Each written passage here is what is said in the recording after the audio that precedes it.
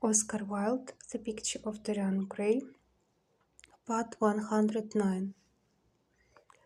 An overdressed woman of 47 with a hooked nose who was always trying to get herself compromised, but was so peculiarly plain that to her great disappointment no one would ever believe anything against her. Mrs.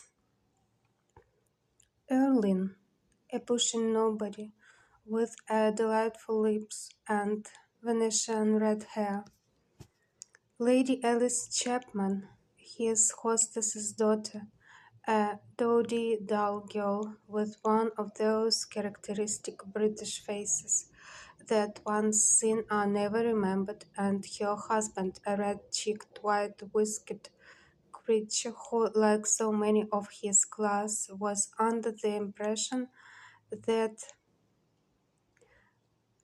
an inordinate joviality can atone for an entire lack of ideas. He was rather sorry he had come, till Lady Narborough, looking at the great ormolu gilt clock that sprawled in gaudy curves on the mauve-draped mantel-shelf, exclaimed, "How horrid of Henry Wotton to be so late!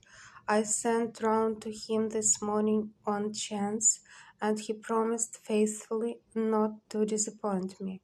It was some consolation that Harry was to be there, and when the door opened and he heard his slow, musical voice lending charm to some insincere apology, he ceased to feel bored. But at dinner he could not eat anything. Plate after plate went away untasted.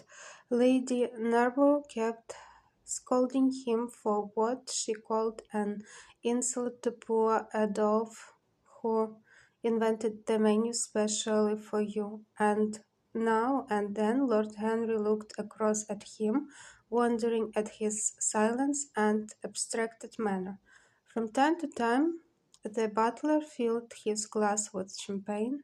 He drank early, and his thirst seemed to increase.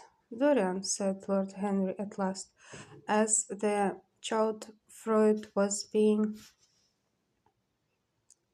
handed round, "what is the matter with you tonight? You're quite out of sorts."